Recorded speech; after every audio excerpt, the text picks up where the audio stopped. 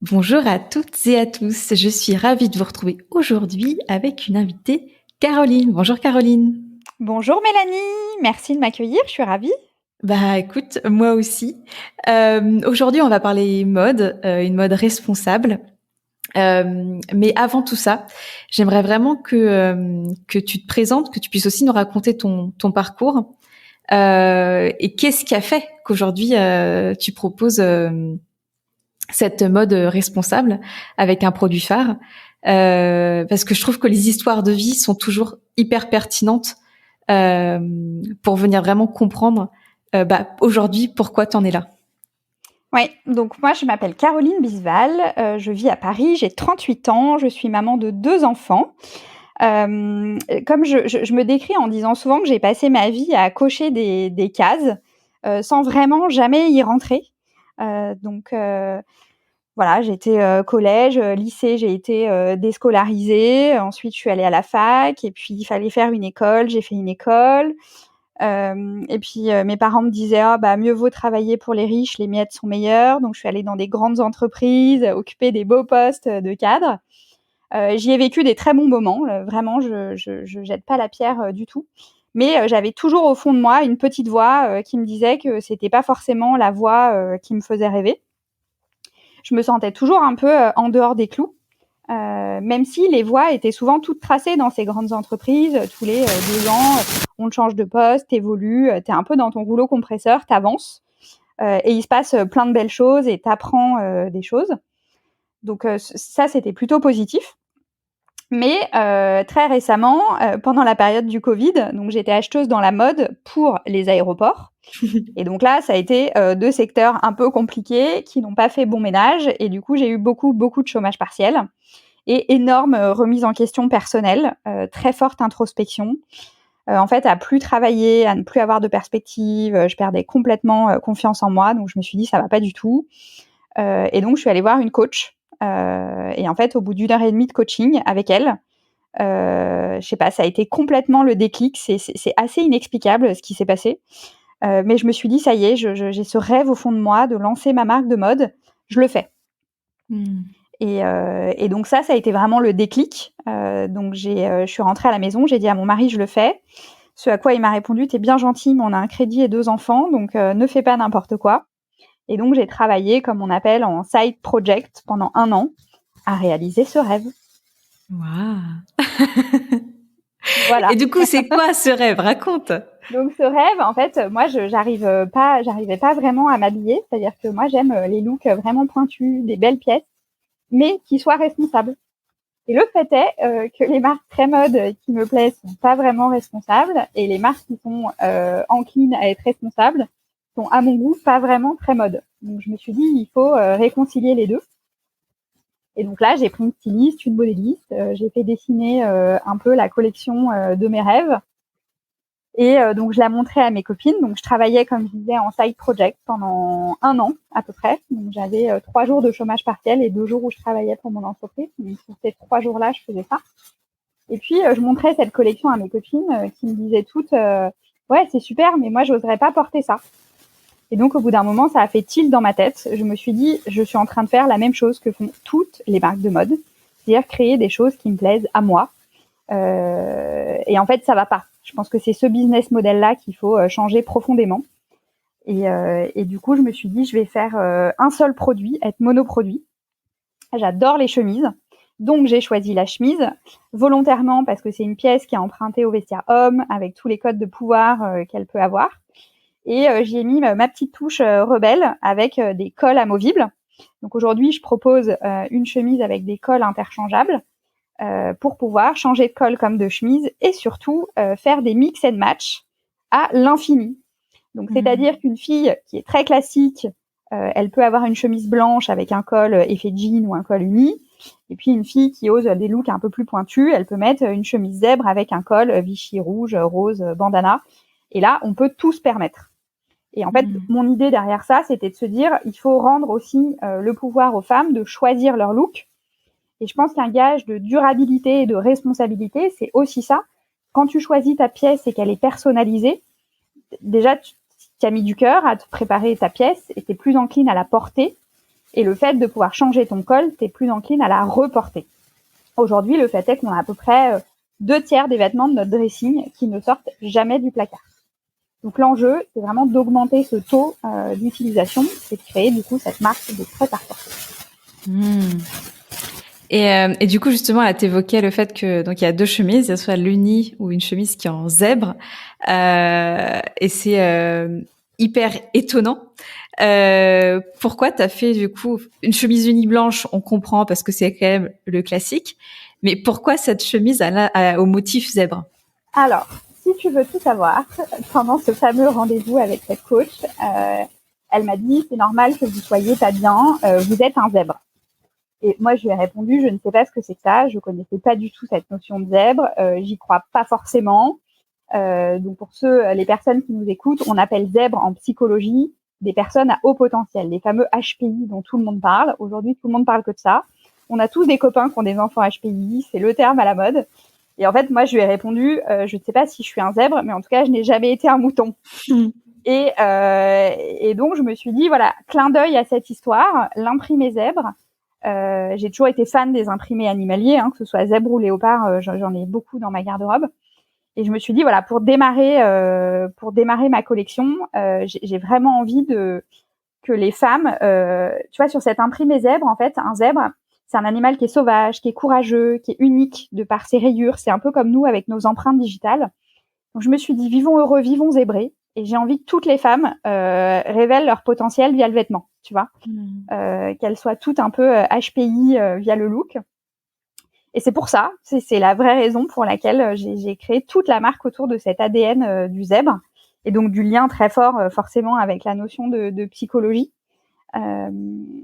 Et c'est un imprimé qui est animalier, mais qui est très facile parce qu'il n'y a que 2 couleurs. Il est noir et blanc, il est même plus facile que du léopard. Donc voilà pourquoi j'ai fait ce choix. Et du coup, donc tu parles de responsabilité, de qualité aussi, ça c'est vraiment important pour toi. J'aimerais bien que tu nous parles du coup du savoir-faire qu'il y a aussi derrière chemise. Alors, il y a 2 choses. Il y a déjà le choix des matières premières. Donc, la chemise blanche, c'est beaucoup de temps de travailler le sourcing matière. Surtout que moi, c'était pendant le Covid, j'avais pas de salon. Mais je travaille avec une marque française. Donc, c'est une popeline de coton bio qui est tissée en France. Donc, on est vraiment sur une très, très belle qualité de popeline qui est certifiée GOTS, qui fait 150 grammes. Donc, en fait, c'est quand même une qualité assez épaisse qui se tient, qui a de la tenue. Donc, qui fait vraiment un look, un très, très beau look. Et ça s'entretient facilement. Je voulais absolument du 100% coton. Déjà parce que c'est facile à porter, c'est facile à entretenir, ça passe en machine. Et quand on est sur du 100%, c'est des matières qui sont aussi faciles à recycler. Parce que quand on achète des vêtements, on n'y pense pas forcément. Mais quand vous avez du 20%, 70% et puis 10% d'autres choses, derrière, pour recycler le vêtement, il faut séparer chaque fibre pour pouvoir les recycler ensuite. Donc, c'est très compliqué. Donc, un vêtement en 100%, voilà, déjà, ça se recycle beaucoup plus facilement. Donc, ça, c'est pour ma popeline blanche. Et pour le zèbre, donc, j'ai pris une graphiste qui m'a développé un imprimé zèbre que j'appelle signature parce qu'il est un petit peu pixelisé. Évidemment, quitte à faire du zèbre, je ne voulais pas un zèbre noir et blanc comme tout le monde, donc il est un petit peu particulier. Donc ça, c'est un motif qui m'appartient et ça, je le fais imprimer en France par un très gros industriel français. Voilà, donc je voulais que mes matières soient sourcées vraiment en France, même si de toute façon le coton ne pousse pas en France, donc ça je peux rien faire. Et pour mes cols, donc j'ai lancé une dizaine de cols pour démarrer, et la moitié, en fait, je suis allée chercher des chutes de tissu, donc il y a des personnes spécialisées là-dedans, où j'achète des fins de rouleaux de grandes maisons, de maisons et de grandes maisons. Et du coup, moi, ces rouleaux, je leur donne une seconde vie et j'en fais des cols, donc ce qui permet de reproduire, donc c'est quand même très chouette, on utilise des matières qui existent. Et 2, de proposer des éditions limitées, parce que dans mes clientes, j'ai aussi des personnes, et moi, en l'occurrence, j'en fais aussi partie, qui n'ont pas envie d'être habillées comme tout le monde et qui ont envie d'aller dans de la personnalisation plus. Donc, c'est d'avoir une pièce avec une coupe intemporelle, mais du coup, des matières, des couleurs complètement inédites et en édition ultra limitée. Et je me rappelle que tu m'avais dit que du coup, même au niveau des plis, tu faisais une technique, je crois que c'est anglaise, je me rappelle plus. Oui, c'est ça, les coutures. Donc ça, c'était le sourcing matière. Ensuite, on a la confection. Donc, je rêvais de faire une confection en France. où là j'ai vu de tout, du très très bel atelier sous-traitant du luxe, mais du coup très très cher et inabordable, ou des ateliers avec des conditions de travail catastrophiques. Donc c'est pour ça que je veux vraiment que tout le monde fasse attention au Made in France, parce qu'il y a le Made in et le Made out. Et qu'en fait, quand on parle du pays de fabrication, c'est bien sur la distance, mais il y a vraiment, moi j'insiste énormément sur les conditions de travail, qui sont peut-être même pour moi encore plus importantes que où il est fabriqué. Donc en l'occurrence, moi je voulais une fabrication Europe. Je travaille avec des ateliers en Pologne, donc évidemment je suis allée les visiter, donc, qui ont un vrai savoir-faire. C'est un atelier qui est dédié sur la chemise. Et on a effectivement des coutures anglaises. Donc pour les plus connaisseurs, c'est des codes du luxe. En fait, grosso modo, si vous prenez une chemise dans votre placard, vous avez 9 chances sur 10 pour qu'à l'intérieur, les coutures, ce soit du surfilage. Et de la couture anglaise, ça veut dire que le pli, il retourne sur lui-même. C'est-à-dire que déjà, c'est beaucoup plus propre esthétiquement et c'est plus durable en termes de couture. Et parle-nous aussi des boutons, parce que toi, vraiment, dans tous les détails, il y a vraiment un savoir-faire. Ouais. Exactement. Donc pour les boutons, pareil, je voulais des boutons qui soient fabriqués en France. Donc là, je travaille avec une entreprise du patrimoine vivant. Donc c'est un label, qui existe depuis très très très longtemps. Et donc c'est des boutons qui sont en nacre, donc c'est une matière naturelle, et fabriqués en France. Donc par cette entreprise qui est labellisée patrimoine vivant. Et vraiment, je suis super fière de travailler avec eux. Et c'est vrai que ça donne un rendu et une finition sur la chemise qui est vraiment très très premium. Donc ces boutons forcément me coûtent très cher, mais je trouve que sur la chemise, ça donne vraiment un rendu qui n'a rien à voir avec d'autres boutons. Et donc c'est pour tout ça, toutes ces raisons-là que du coup tes chemises ont cette qualité, et que tu aussi as choisi un modèle, un business model, on va dire, particulier. Je te laisse en parler si tu veux. Ouais. Exactement. Alors moi, il y avait déjà, donc effectivement, je voulais que les femmes puissent choisir leurs produits et le personnaliser, puisque j'avais cette histoire personnelle où moi j'avais créé ma collection de rêves, et puis je me suis aperçue qu'elle n'allait peut-être bien plaire qu'à moi et que ça allait être un vrai problème. Donc déjà, je voulais que les filles aient un produit qui leur plaise vraiment, et deux, je ne voulais pas surproduire, parce que j'ai travaillé dans la mode à plusieurs reprises, et on s'aperçoit qu'un des gros problèmes, c'est les stocks. En fait, les stocks, déjà, on produit beaucoup plus que ce qu'on vend. On a à peu près un tiers des produits qui doivent passer en solde, et malgré ça, on a encore 25% qui sont invendus. Donc, il y avait cette gestion de stock. Et la deuxième chose, c'est que du fait de ces stocks, le prix, il est répercuté sur le prix de vente des clients. Quand vous allez dans une boutique qui a beaucoup de stocks, des noms qu'on connaît bien, en fait, vous payez très cher votre chemise, 200, 250 €. Et parce qu'ils vous facturent, il y a un coût caché des invendus. Donc moi, je me suis dit, en produisant les justes volumes, je ne vais pas refacturer à mes clientes des coûts de stockage produit et des coûts éventuels d'invendus que je devrais amortir. Donc il y avait vraiment ces deux vertus-là. Et du coup, moi, je voulais aller sur du business model de la précommande. Donc d'autres marques ont déjà initié le pas. Ça se fait beaucoup à l'homme. Sur la femme, ça commence à venir. Le fait est que les hommes, ils s'en fichent d'attendre un pull bleu marine basique pendant 2 mois. Les femmes sont plus dans le see now, buy now, comme on dit. Envie d'acheter tout de suite et de le recevoir rapidement. Et moi, je dis qu'on a amazonisé nos vies, en fait. On veut tout avoir en 24 heures avec une livraison gratuite, un retour gratuit. Sauf que ça, en fait, pour moi, c'est fini. Je pense qu'une chemise, on peut l'attendre 2 mois. Après, c'est à nous, les marques, de travailler à réduire ces délais et à faire ce travail d'éducation auprès du client, mais aussi de nos ateliers, pour leur dire, une fois que j'ai la commande, il faut aller plus vite. Parce que, en fait, ceux qui ont précommandé au tout début, ils attendent même plus de 2 mois, parce que les précommandes, c'est 3 semaines. Donc ça, il y a un vrai travail d'éducation, mais moi, ce business model, j'y crois énormément, parce qu'en fait, il est vertueux pour tout le monde. Donc, on produit que les justes volumes. Ça me permet donc de proposer un prix juste pour tout le monde, et ça me permet une troisième chose non négligeable, c'est d'être inclusive. Aujourd'hui, je peux proposer des tailles du 34 au 46, donc je peux me permettre d'aller sur de la plus grande taille, que je ne prends pas de risque, je ne les stocke pas. Je produis que ce que je vends.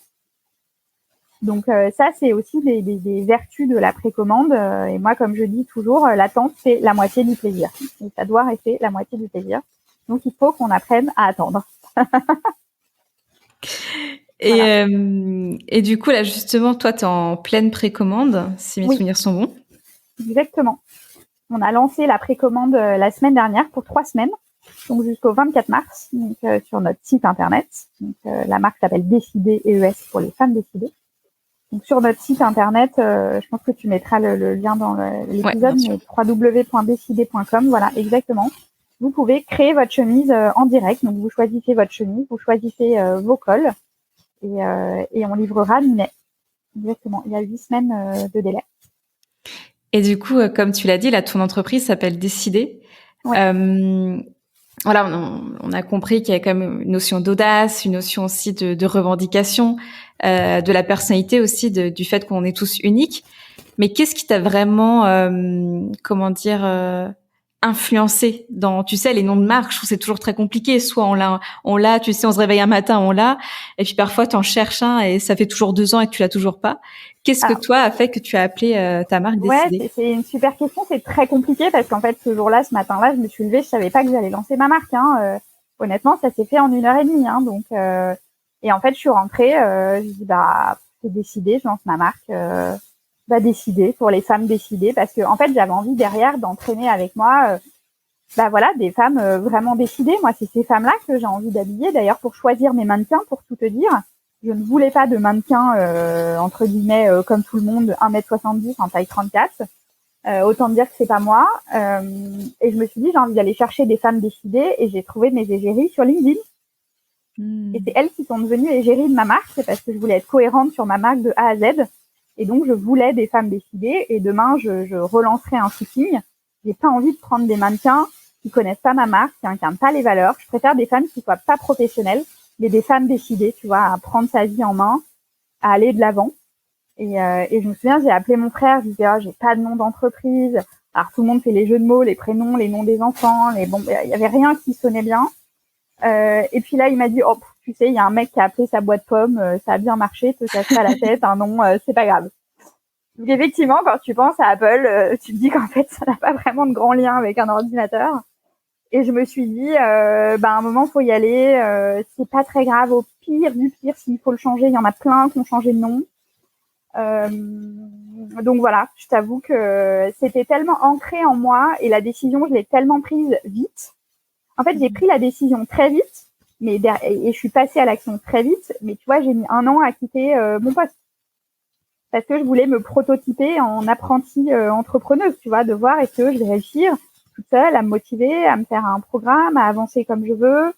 Voilà, c'est quand même le grand saut sans grand parachute, donc c'est pour ça. En fait, j'avais à chaque fois ce mot-là qui revenait, décider. Je me suis dit, je l'appelle Décider.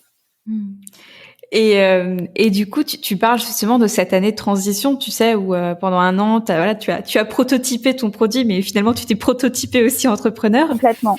J'aimerais beaucoup que tu nous fasses une sorte de témoignage, tu vois, sur ce que, vu que ça s'appelle quand même permission entrepreneuriale. Ouais, j'invite ici des entrepreneurs. Toi, quelle a été ton expérience à toi? Ouais, alors moi déjà, j'avais pas beaucoup d'entrepreneurs, voire vraiment pas autour de moi. Donc, je savais pas trop auprès de qui m'adresser. Donc, j'ai fait un petit programme dans un incubateur qui était super parce qu'il fonctionnait le soir. Donc, c'était compatible avec mon boulot. C'était 18 à 20 heures. Pour déjà prototyper mon idée. Voilà, c'est un programme qui s'appelait Start, que j'ai trouvé pas mal du tout. Et en parallèle, j'avançais sur mon projet, je cherchais mes fournisseurs. Je me suis acheté une formation à l'outil Notion parce que je me suis dit, il faut vraiment que je m'organise. Et puis je partais de zéro. Tu vois, quand tu dois créer un produit, il y a tout à faire. Il faut créer la société, créer le produit, trouver les sourcings. Donc en fait, je me suis dit, il faut que j'arrive à structurer un deuxième cerveau. Donc je me suis acheté cette formation-là. Et ça, c'est un des meilleurs conseils que je puisse donner. C'est quand on se lance, on a beau ne pas avoir beaucoup de sous. Je pense qu'il faut être capable d'investir sur soi. S'offrir des formations, des coachings. Alors évidemment, il faut s'entourer des bonnes personnes. Mais moi, ça a été vraiment une révélation. Donc, j'ai aucun regret là-dessus. Et quoi qu'il arrive, que ça marche, que ça ne marche pas, c'est un apprentissage que j'emmène avec moi pour toujours. Tu vois. C'est vraiment pas perdu. Et donc ensuite, je travaillais donc en parallèle. Donc, je me faisais mes objectifs au trimestre. Ensuite, je les mettais au mois. Puis ensuite, je les déclinais à la semaine. Et toutes les semaines, j'avais 3 grandes choses que je devais avoir faites. Donc ça m'a beaucoup aidée. Donc il y avait beaucoup d'autodiscipline. Mais j'étais tellement motivée pour changer de vie et sauter le pas que franchement, je bossais même beaucoup les week-ends d'ailleurs. Donc voilà, c'est un investissement en temps et en argent. Donc je regrette pas du tout. Et ensuite, donc toujours dans ce fait d'être un peu seule, je me suis dit il faut que je rentre dans un incubateur parce que je vais rencontrer des pairs, il y aura des workshops. Moi, je connaissais vraiment rien à ce monde-là, hein, et donc là, j'ai postulé et je suis rentrée à Station F. Donc j'ai été incubée pendant 6 mois. Et là, c'était super chouette parce que du coup, tu rencontres des personnes comme toi qui lancent des projets. Moi, j'étais dans un programme mode, donc on était tous habités complètement par les chiffons, donc c'est très chouette. Et beaucoup de workshops. Mais au bout de 6 mois, je me suis dit, c'est bien beau tout ça, mais comme moi, je suis obsédée par le fait d'apprendre, de rencontrer des gens et de me nourrir de ça, je n'avançais pas sur mon projet. Donc l'incubation a été très bénéfique d'un côté, mais de l'autre, je stagnais complètement sur mon projet parce que je passais ma vie en workshop. Un coup, tu as le SEO, un autre, tu as comment créer ton entreprise de juridique, un autre, tu as un workshop sur le pacte d'associés. Enfin, en fait, tu as tout le temps des choses qui sont plus passionnantes les unes que les autres, mais tu n'avances pas sur ton projet. Donc 6 mois, c'était très bien. Mais à un moment, je me suis dit, stop, je me recentre sur mon projet. Et deuxième conseil, c'est vraiment en faisant qu'on apprend. Donc j'ai fait plein d'erreurs et j'en ferai certainement encore plein. Mais en fait, c'est super de partager ton expérience avec d'autres entrepreneurs. Mais il y a vraiment qu'en faisant et en travaillant sur ton entreprise que tu apprends. Et au pire, se planter, c'est pas très très grave. Enfin, tu vois, des erreurs et des flops, j'en ai fait plein. Mais le tout, c'est de se relever et de continuer. Donc, Ouais, et puis tu vois, je pense qu'aussi, on est plus fort aussi parce qu'on est des humains, donc forcément l'erreur est humaine. Mais tu vois, tes erreurs à toi, quand tu vas les communiquer à d'autres personnes, ça va leur permettre d'être plus vigilants sur ces points-là. Et puis eux-mêmes vont communiquer sur leurs erreurs. Tu vois, c'est vraiment, je trouve que l'entrepreneuriat permet aussi d'avoir un gigantesque collectif au service du coup de chacun. Et c'est comme ça qu'on avance aussi. Alors, je suis complètement d'accord avec toi. Et tu vois, moi, je retiens, tu vois, même de Station F, je retiens beaucoup plus, comme tu le disais, la partie humaine. C'est-à-dire les personnes que j'ai rencontrées, avec qui j'ai échangé. Et pour le coup, il y a vachement de transparence, de solidarité. Il n'y a pas de compète comme dans une boîte, en fait. Enfin, moi, quand j'ai monté mon site internet, j'ai un copain Station F qui m'a aidé, qui a passé au moins 3 demi-journées gratuitement à m'aider, à me dépatouiller parce que j'y comprenais rien. Et je voulais quand même faire mon site internet tout seul. Donc ça, oui, je suis 100% d'accord avec toi sur l'humain. Je pense que c'est hyper important de se faire un peu, d'avoir ces sparring partners de l'entrepreneuriat. Et moi, c'est plus la partie workshop où à un moment, il a fallu que je coupe un peu court parce que j'en faisais trop. Et puis à un moment, le SEO, en fait, il y a un moment, faut mettre les mains dedans pour comprendre, quoi. Donc voilà, et après, donc j'ai quitté Station F et puis je me suis retrouvée toute seule dans mon salon avec mon ordinateur, voilà, donc à préparer le lancement de ma première précommande qui avait lieu 3-4 mois plus tard. Mais ça a été super salvateur. Tu vois, j'ai pas de regrets, j'ai vraiment des enseignements de ce passage-là. Donc ça, franchement, c'était super chouette et enrichissant. Mais le mental est quand même très important parce qu'en plus, moi, je suis solopreneuse, donc il y a quand même beaucoup de solos dans solopreneuse. Donc voilà, il faut se mettre des objectifs, se fixer des caps, essayer de soutenir, se motiver, savoir s'accorder un peu de temps pour soi. Moi, je suis pas du tout bonne là-dedans, mais je me rends compte que quand je le fais, ça me permet de partir beaucoup plus reboostée et savoir bien s'entourer. Donc, sinon, rapidement, moi, j'ai pris la décision d'embaucher, de prendre une apprentie pour venir me seconder et ça a été une des meilleures décisions que j'ai prises parce que déjà on se sent utile, on embauche quelqu'un, on crée un poste, on lui apprend des choses. Enfin moi je lui transmets, je suis transparente sur toute l'entreprise et elle est très autonome sur le poste, donc ça c'est quand même super avec les aides de l'État d'en profiter. Ça c'est un vrai soulagement et un vrai plus dans l'entreprise. Donc mais ça demande aussi beaucoup de discipline parce que c'est du temps pour la former qu'on n'alloue pas sur autre chose. Donc, c'est ce fameux savoir perdre pour gagner, mais que je recommande vivement. Hmm. Et justement, tu parles beaucoup de temps hors antenne au début. On a évoqué, tu sais, la patience et surtout l'impatience. Ouais. Est-ce que tu veux nous en parler de ça? Toi, comment tu le vis? Ah, la patience n'est vraiment pas ma plus grande qualité. C'est une certitude. Dans le perso, d'ailleurs, c'est une catastrophe. Non, le problème quand on se lance dans l'entrepreneuriat, c'est qu'aujourd'hui, tout le monde met en lumière les belles boîtes qui cartonnent. Et il y en a plein et c'est génial. Sauf que peu voient, et même moi, je me jette la pierre. En fait, ça fait des années qu'ils travaillent sur leur sujet. Ça s'est pas fait en 1 an, ni en 2, ni en 3. De monter une marque, ça prend des années, voire une décennie. Et évidemment, quand on lance un produit qui est nouveau, différent, engagé, en fait, on n'a qu'une envie, c'est que tout le monde se dise, mais c'est une évidence, je vais l'acheter. Sauf que ça marche pas du tout, du tout, du tout comme ça. Donc, c'est l'entrepreneuriat, c'est l'école de la patience et de la résilience. Donc ça, je l'apprends à mes dépens, même si, bon, bah évidemment, c'est normal et on est tous pareils. Instagram est assez terrible pour ça parce qu'on regarde un peu ce que font les autres, on se dit oh là là c'est génial, ça cartonne. Et au final, moi du coup maintenant étant dedans, je communique avec beaucoup de marques de mode et en fait on s'aperçoit que quand on gratte le vernis, c'est compliqué pour beaucoup, beaucoup, beaucoup. Alors que quand on regarde les comptes, en fait le nombre d'abonnés n'a rien de significatif. Il y a des marques qui n'ont pas beaucoup d'abonnés qui marchent très bien, puis il y en a d'autres qui ont 100 000 qui sont en redressement judiciaire, mais personne ne le sait. Donc voilà, faut pas trop se comparer.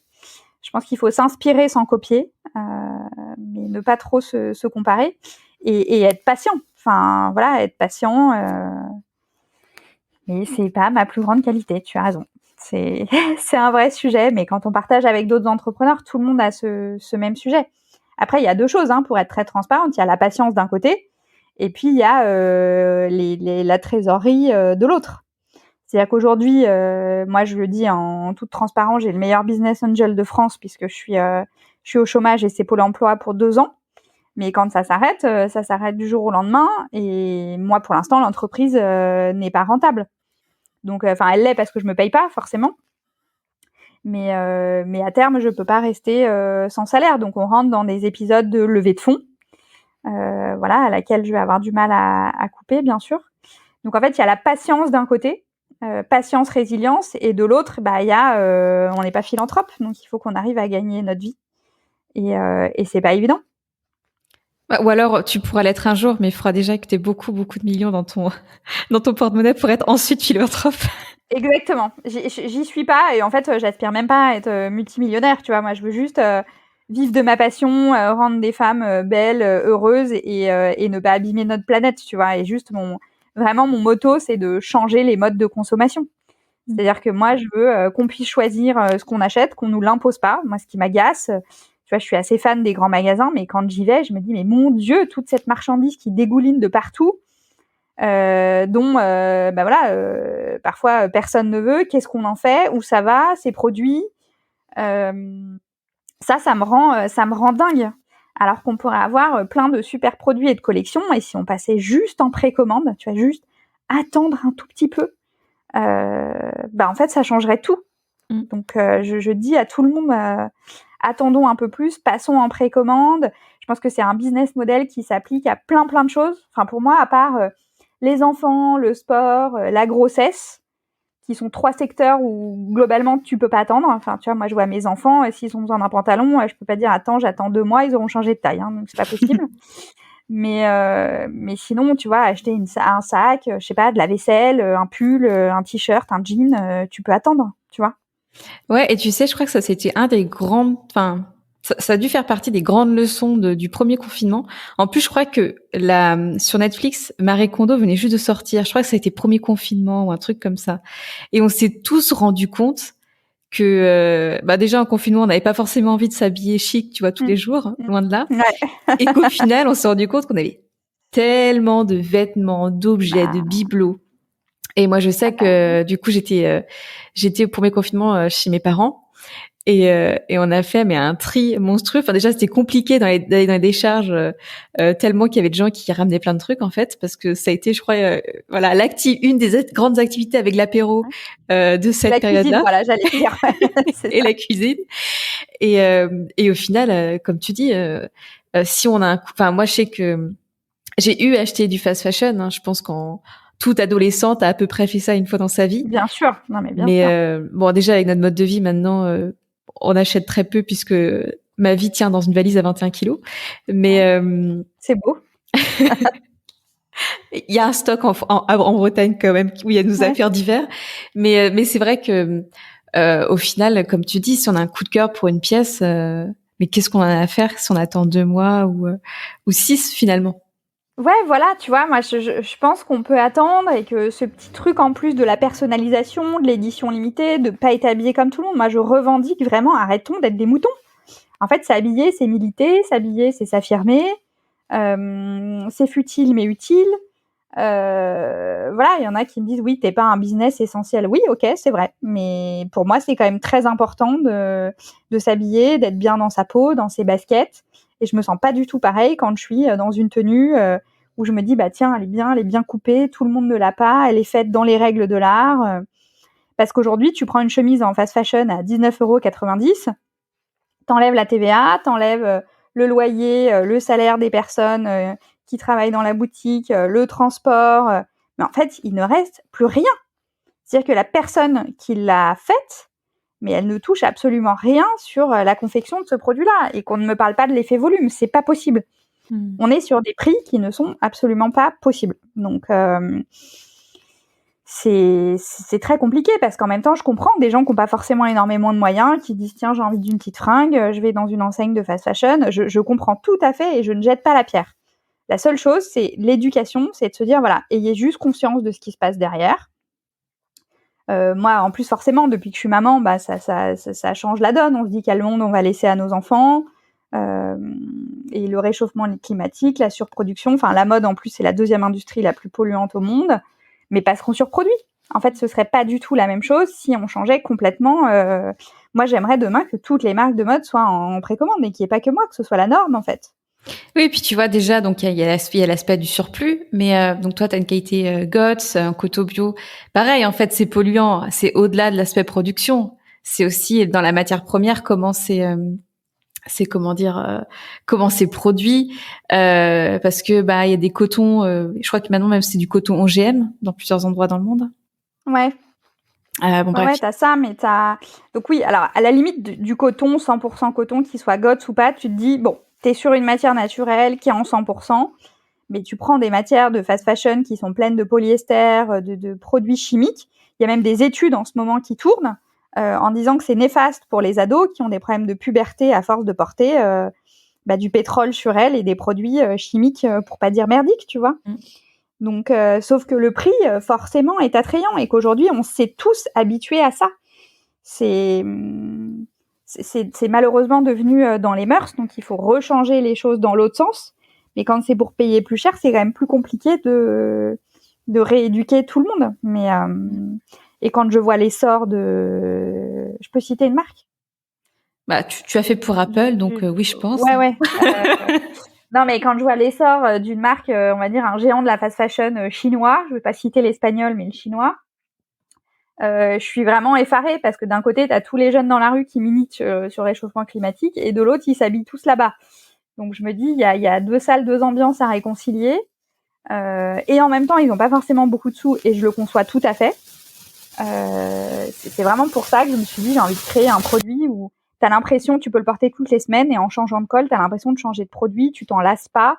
C'est vraiment du prêt à reporter parce qu'en fait, ils ont cette envie de changer tout le temps, tu vois. C'est bien pour ça que ça s'appelle la mode jetable d'ailleurs, parce que tu le portes 3-4 fois, de toute façon, c'est déformé. Donc, je sais pas, hein, honnêtement, comment lutter profondément contre ça, parce que c'est une guerre des prix. Je pense que c'est... Oui, après, je pense que tu vois, plus il y aura d'entreprises, tu vois, avec des démarches comme la tienne, et que ça soit ça sur... Parce que là, on parle de la mode, mais pour moi, c'est exactement pareil au niveau alimentaire. C'est sûr. pareil sur tellement de domaines, finalement. Mais je pense que, tu vois, j'aime beaucoup cette image de Pierre Rabhi avec la part du colibri. Je pense qu'on on est tous, on n'est pas parfait puisqu'on est humain par définition. Mais et puis tu sais, il y a des gens qui vont consommer telle ou telle chose pendant peut-être 20, 30, 40 ans, et puis finalement un jour ils ont une prise de conscience et puis ils vont changer. Je pense qu'on a, Enfin voilà, et c'est à chacun de faire sa petite part. Et puis il y en a qui vont vraiment, ça va être vraiment sur l'alimentation, d'autres ça va être vraiment sur la mode, d'autres ça va être sur Ouais. plein de sujets. Euh, mais je voudrais revenir aussi, tout à l'heure tu as évoqué que quelqu'un t'a dit ton business n'est pas essentiel. Tu sais, moi j'avais trouvé ça assez choquant finalement, avec un peu en prenant de la hauteur pendant là les confinements où il y a certains commerces qui pouvaient être ouverts et d'autres pas. Ouais. Parce qu'au fond, moi je pense vraiment qu'on a tous notre place. Et qu'est-ce que toi tu as envie de dire parce que moi je trouve horrible de dire toi t'es essentiel, toi t'es pas essentiel. C'est quoi? Toi t'as ta place, toi t'as pas ta place. Ouais, bien sûr. C'est horrible. Après, je pense que la période de confinement, ils ont dû prendre des mesures drastiques. Moi, je pense que de toute façon, c'est essentiel de changer la deuxième industrie la plus polluante au monde. Déjà, rien que ça, c'est mon postulat de base. Qui est effectivement cette deuxième industrie, c'est les vêtements. Je pense que si on sort tout nu, on se prend une amende. Donc, on est quand même a priori obligé de s'habiller. Et que de s'habiller, moi je dis, s'habiller c'est militer, s'habiller c'est s'affirmer. Je me sens pas du tout pareil quand je suis dans une tenue où je me trouve pas terrible que dans une tenue où vraiment j'ai l'impression d'être bien, de porter des valeurs et d'avoir un produit qui me ressemble. Donc ça, pour moi, oui, bien sûr que pour moi c'est essentiel et que on va dire que le curseur vêtements n'a pas la même importance d'une personne A à une personne B, et ça je le conçois tout à fait. Mais comme ton parallèle sur l'alimentation. C'est-à-dire que moi, je mange quasiment aucun produit transformé, mais parce que j'ai été éduquée comme ça et que ça ne coûte pas cher de se faire cuire, de cuisiner entre guillemets sainement. Mais je vais avoir des gens autour de moi pour qui la cuisine, c'est un non-sujet, c'est que des plats industriels, des trucs à réchauffer, et à qui ça va très bien, si tu veux. Donc, je pense que chacun a son curseur de ce qui est important, ce qui ne l'est pas. C'est là où j'accorde beaucoup d'importance à cette partie éducationnelle, tu vois, évangélisation du marché. C'est-à-dire que sur de la nourriture, il y a un moment, il faut quand même se poser les questions de ce qu'on avale, de regarder le nombre de cancers qui est en constante augmentation. Et sur les vêtements, je pense qu'on n'a pas besoin d'en avoir des tonnes. On a été très mal éduqués, on en a acheté énormément, mais qu'il faut consommer moins mais mieux, que ça s'applique à tout. Et en l'occurrence sur le vêtement, moi je mets au défi une personne d'avoir un vêtement entre guillemets lambda ou fast fashion pendant 1 mois ou 2 et de s'habituer à une belle pièce et de voir le tomber sur elle, comment la personne se sent.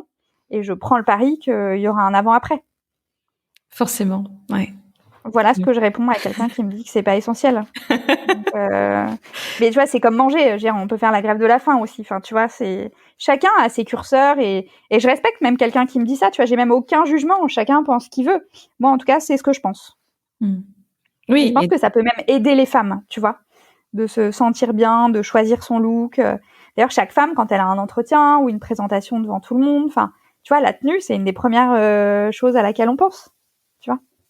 Oui, parce que comme tu dis, c'est une manière de laisser transparaître aussi autre chose. Tu parlais tout à l'heure de valeur, oui, enfin, on capte une personne aussi dans sa posture, dans sa façon d'être, et aussi dans ses habits, dans les couleurs qu'elle a choisies. Ouais. Il y a un gros poids du non-verbal dans la communication, tu vois. Je crois que de tête, le verbal, je crois que c'est que 7%. T'as une grosse partie sur l'intonation et la façon de parler, et le reste, c'est ton look, en fait, ta façon de te présenter au monde. Donc ouais, ça reste quand même quelque chose d'important et qui fait du bien. Et puis, je pense que le confinement nous a tous appris qu'en fait, le vêtement, il pouvait avoir son importance. On en avait quand même tous marre d'être en jogging, en tenue doudou de maison, et tout le monde était content de se rhabiller un peu pour sortir, tu vois. Ouais. Et justement, toi, Caroline, tu es quelqu'un d'ambitieux. Tu es une femme ambitieuse. Alors, raconte-nous tes ambitions pour la suite. Alors, l'ambition, tu vois, c'est un trait de caractère qui est rarement vu comme une qualité, comme je dis souvent. Et pourtant, pour moi, c'en est une. Donc, pour moi aussi, tu vois. Mon ambition, à mon échelle, c'est de réussir à évangéliser ce marché et à faire adopter au plus grand monde la précommande. C'est vraiment le business model que je veux changer. Au-delà du modèle, du produit, du made in, c'est changeons ce business model, parce que le drame, c'est la surproduction. Donc mon ambition, elle est vraiment de convertir. On parle de se convertir à la précommande. Ensuite, j'ai envie que les femmes osent. Moi, sur mon site, j'ai mis Décider, c'est la marque des femmes qui osent un peu, beaucoup, passionnément, à la folie. Et j'ai envie que les nanas osent. Moi, j'en ai plein qui me disent oh, c'est chouette, mais j'oserais jamais. Mais on s'en fout de ce que pensent les autres. Moi, j'ai envie de vous dire, on est tous le con d'un autre de toute façon. On n'a qu'une vie, donc osons porter ce qu'on a envie de porter. Et au pire, s'il y a un fashion faux pas, c'est pas grave. Il y a pas péril en la demeure. Donc en fait, j'ai cette ambition d'évangélisation et que les femmes osent. Et après, évidemment, j'aimerais que mon entreprise soit rentable à court terme, travailler sur ma patience et me développer à l'international, tu vois, si on parle de cette forme d'ambition-là, mais je la mets au 3e plan parce que c'est vrai que mon rêve, c'est de transformer ce secteur que j'aime, parce que moi, je suis vraiment une passionnée de mode et j'aimerais voir plein de marques et plein de belles pièces, mais en fait, j'aimerais pouvoir les commander et attendre et de pas me dire qu'il va y en avoir des tonnes qui vont pas être achetées, qui vont aller je ne sais où, c'est le tiers-monde qui récupère ça. En fait, je trouve ça hyper dommage, ce gâchis. Et donc, dans cette perspective un petit peu de vision, dans l'ambition que tu mettais plutôt au 3e plan, toi, tu te vois où et comment dans 10 ans? Alors ça, je ne suis pas capable de répondre à cette question, même si enfin, tu vois, je pourrais te répondre, mais en fait, le 10 ans, pour moi, il est très lointain. On a un monde Alors 5. qui change, tu vois, on a un monde qui change énormément. Dans 5 ans, j'aimerais avoir levé des fonds, recruter du monde, faire grandir mon entreprise en termes de nombre de personnes, évangéliser un maximum de femmes qui comprennent cet enjeu-là, et de bien s'habiller responsable et de précommander. Donc, dans 5 ans, je me vois avec un siège à Paris, une équipe, et avoir développé l'homme. Parce que j'ai de la demande à l'homme. Voilà. C'est un beau projet. Parce que donc là, pour le moment, c'est un monoproduit, c'est la chemise. Ouais. Est-ce que tu penses justement pouvoir développer ces personnalisations, d'avoir un peu, j'ai l'impression que chez toi, il y a vraiment des pièces iconiques qui ressortent, mais d'avoir toujours cette potentialité, ce petit twist, d'avoir toujours cette qualité, mais en même temps cette possibilité de personnaliser. Est-ce que tu as d'autres idées? Ouais. Moi, le petit twist, en plus, il est super important parce que c'est la personnalité de chacun et de chacune. Donc, à terme, tu vois, moi, j'aimerais même pouvoir personnaliser les poignets. On me le demande beaucoup. Donc, tu pourrais te faire une chemise blanche avec, je sais pas, un col bandana rouge, un poignet bandana vert, et puis l'autre poignet bandana jaune, si tu veux. Et là, tout le monde n'est pas habillé pareil. Je produis que ce qui est acheté. Donc, tu vois, on est vraiment sur un mode responsable, et tu as cette personnalisation qui n'existe pas dans ce niveau de granularité sur le marché aujourd'hui, à moins d'aller sur du super sur-mesure qui coûterait beaucoup plus cher. Et de toute façon, sur du sur-mesure, on attend. Donc, mais là, bizarrement, ça ne gêne pas les gens. Donc voilà, j'ai idée de développer ça sur la femme. Il y a le marché de l'homme. J'ai quand même, j'ai beaucoup d'hommes qui m'ont sollicité là-dessus. Et après, j'ai d'autres idées de produits, bien sûr, de robes, de ceintures, mais mon idée, c'est quand même de créer que des vêtements qui sont prêts à reporter. Donc toujours cette touche de personnalisation, mais qui ont ce petit goût de facile à reporter tout le temps. Tu vois, la chemise blanche que j'ai, forcément, j'ai tous les cols, mais toutes les semaines, je vais porter ma chemise blanche et ma chemise Z depuis 1 an et demi. Je ne m'en lasse absolument pas, en fait, parce que rien que de changer le col, j'assortis mon rouge à lèvres au col, et puis je change le bas, et en fait, ça change tout le look de la chemise. Et je me dis, ouais, avec 2 chemises et 10 cols, j'arrive à m'en faire des looks, tu vois. Et ils tiennent, tu vois. Et ils tiennent, exactement. Tu es garante de la qualité. Je suis garante de la qualité, ça c'est sûr. Donc, ouais, ça, les yeux fermés, c'est important. Surtout quand tu t'engages à un produit qui est à reporter. Et puis en fait, le col, c'est quand même ce qui s'abîme souvent le plus sur une chemise. Donc là, au moins, tu peux le changer sans avoir à changer toute la chemise. C'est une bonne idée. Voilà. On en arrive à la fin de cet épisode. Il y a une question que je pose à chacun de mes invités. Qu'est-ce que tu penses qui arriverait si chaque personne de cette planète se donnait la permission d'entreprendre sa vie? Ce serait génial. Non, moi je trouverais ça absolument génial, parce qu'en plus moi j'ai grandi dans un monde très normé, très justement, ce que je te disais en intro, cocher les cases. Et moi j'adorerais être dans un monde de zèbres, tu vois, sortir du mouton et être dans un monde de zèbres où chacun se permet de réaliser son rêve.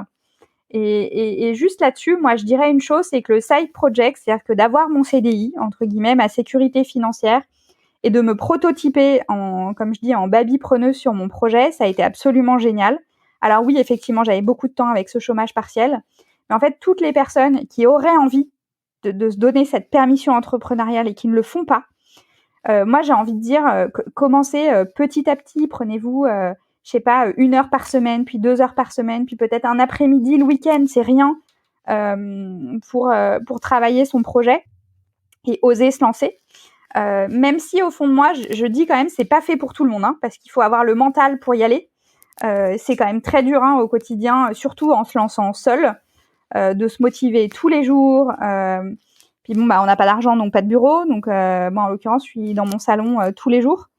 Donc que tout le monde le fasse. En fait, plutôt envie de répondre que tous ceux qui ont envie de le faire commencent à le faire par petits pas.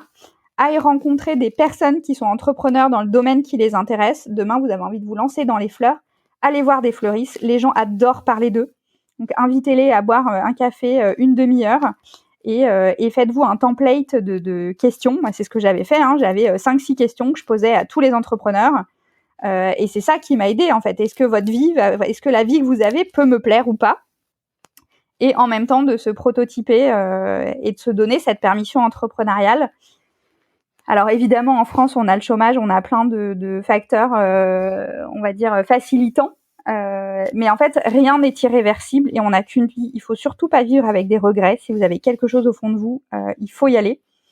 Et il y a des moyens d'y aller facilement et à petits pas.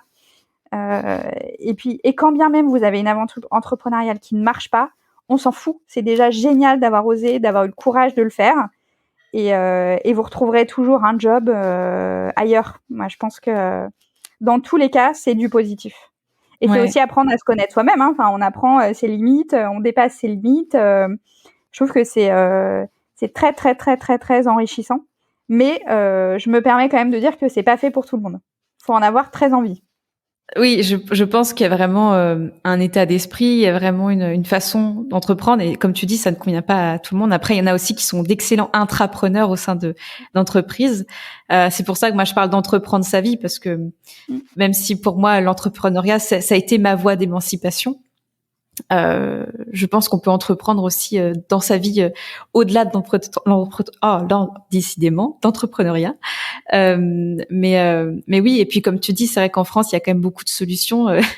J'ai aimé quand tu appelais Pôle emploi Business Angel, mais au final, c'est vrai, quand on fait une démission reconversion, derrière, on peut bénéficier de Pôle emploi. Enfin, il y a plein, il y a, comme tu parlais d'incubateurs, il y a vraiment plein d'espaces pour aujourd'hui se lancer dans un projet. Et puis, comme tu dis aussi, même si ça ne fonctionne pas, alors déjà, c'est peut-être pas forcément le premier qui va fonctionner, ou peut-être que si, ça va être incroyable. Mais de toute façon, c'est que expérimentation. Et je crois qu'on est surtout incarné sur cette terre pour expérimenter. Et tu vois, il y a cette phrase. Je viens juste de voir un documentaire. Enfin, c'est une conférence de Brené Brown qui s'appelle Appel au courage sur Netflix. Et à la fin, elle finit avec cette phrase sur justement les gens qui à la fin de la vie se disent et si j'avais osé, me connaissant, si je me posais cette question à la fin de ma vie, je saurais que j'en souffrirais beaucoup. Mais j'adore. Il y en a qui me disent que je suis glauque quand je dis ça, mais je dis, pense à ton lit de mort et ce que tu te dis que tu aurais aimé faire. Et c'est pour ça que je l'ai appelé la chemise des femmes qui osent, en fait. Moi, c'est juste le costume de super-héroïne. La chemise, c'est une excuse. Mais j'ai envie que les femmes osent. C'est vrai que pour moi, c'est super important et que il faut le faire. Et j'aime bien ton idée de entreprendre sa vie. Parce qu'effectivement, nous, c'est entrepreneur au sens professionnel, mais au sens personnel, je suis sûre qu'il y en a plein qui auraient envie de faire des choses, qui n'osent pas. Mais pensez à votre lit de mort, en fait. Je veux pas mettre une touche glauque. Non, on va trouver une meilleure conclusion, Mélanie. On va trouver une bien meilleure conclusion, mais je trouve que c'est quand même assez vrai, malgré tout. Tu vois, moi, j'ai envie de dire à mes enfants que quoi qu'il arrive, j'ai vécu une belle vie et que j'ai été au bout de mes rêves, tu vois. J'ai envie de leur montrer ça et de leur transmettre ça. Que on risque pas grand chose. Faut le faire, en fait. Franchement, on n'a qu'une vie, on n'est rien sur cette terre, tu vois. Il faut le faire, mais bien s'entourer, aller voir des gens en amont, parler de son projet et puis le travailler petit à petit, parce que de toute façon, quand on se lance dans un projet, ça va prendre des années. Donc, c'est pas grave si on commence petit. Petit pas avec petit pas. Voilà, exactement, avant de faire le grand écart. Ouais, exactement. Eh ben, merci beaucoup, Caroline. Du coup, je mettrai le site, évidemment, décidé dans la description. La précommande, c'est jusqu'au 22 mars. 24 mars. 24 mars, ok, pardon. Exactement. 24 mars, et puis voilà, plein de succès pour toi, pour tes chemises, pour un beau développement, pour du coup se mettre en chemin sur cette vision à 5 ans. Et puis je te dis à tout bientôt. Merci Mélanie.